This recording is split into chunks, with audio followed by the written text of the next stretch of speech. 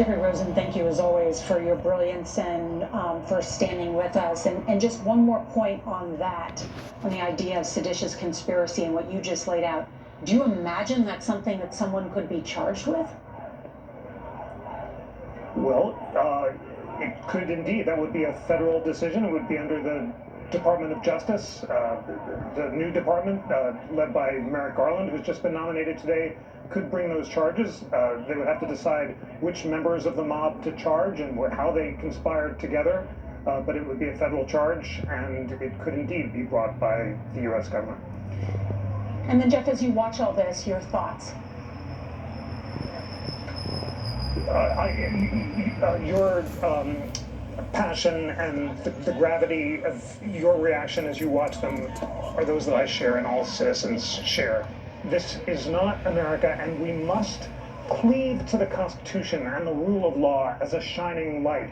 Abraham Lincoln gave the most moving speech to the Springfield Lyceum, where he said that when we allow passion to get the better of reason, then we run the risk of succumbing to mob rule and abandoning the rule of law. Let's reread Lincoln's speech to those people in Springfield, set aside our partisan differences, and realize that without the Constitution and the rule of law as our lodestar, everything that makes America a beacon of light and liberty will be imperiled.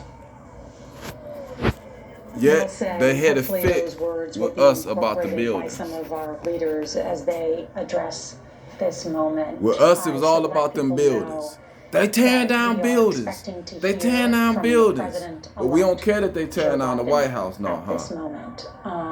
When black people was out there, it was about the buildings. But you don't care what they doing to the White House. And said he had spoken with the President of the United States, President Trump, and asked him to condemn the violence.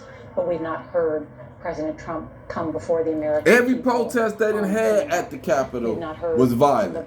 Everyone was violent. They have sent some comments via tweet. But after earlier addressing this crowd of tens of thousands, they have not yet come forward to address them again and ask them to stop the violence against our United States Capitol. The DC Fire Department says 5+ people have been transported to the hospital. The woman who we showed you earlier who was shot, she is in critical condition, is at a nearby hospital. We've shown you the pictures of people crawling up the sides of the U.S. Capitol. Someone has run off and is suffering from abrasions and fractures. We're also told of someone suffering from cardiac arrest at the U.S. Capitol. No further details from that. You are also witnessing images, some of which we showed you earlier, of members of Congress and lawmakers huddled on their knees, some praying,